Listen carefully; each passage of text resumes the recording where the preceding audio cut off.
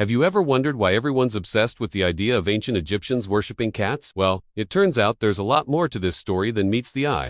From the goddess Bastet to the pharaoh's personal pets, cats have had a long and complicated history in human culture. So let us take a journey back in time and find out what the evidence really tells us about the relationship between ancient Egyptians and their feline friends. Throughout history, people have often attributed human-like qualities to animals, believing that they could hold spiritual significance or even divine power, and cats were no exception. Their ability to control rodents and their mysterious, independent nature made them both useful and intriguing to ancient civilizations. But the ancient Egyptians took things a step further.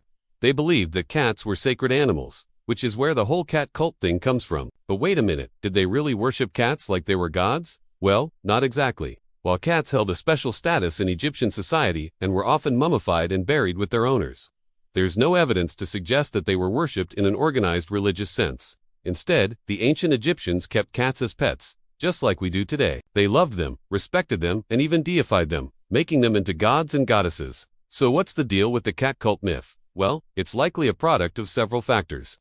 First, there's the inherent human tendency to anthropomorphize animals and project our own feelings onto them. Second, there's the fact that ancient Egyptian culture was shrouded in mystery for much of the modern era, leading to wild speculation and misinterpretations. And third, there's the simple fact that cats are just plain creepy to some people. Let's take a closer look at the archaeological evidence. There are numerous examples of cats being buried with their owners, suggesting a close bond between the two.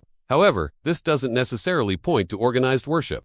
Instead, it reflects the ancient Egyptians' deep respect and affection for their feline companions. Moreover, while it's true that cats were sometimes mummified, this practice was not unique to cats. In fact, the ancient Egyptians mummified everything from humans to crocodiles to mice. Finally, the so-called cat shrines that have been discovered don't actually contain any cats or cat remains. Instead, they contain the remains of other animals, such as ibises and baboons, which were also associated with particular deities. In reality, the ancient Egyptians' relationship with cats was complex and multifaceted.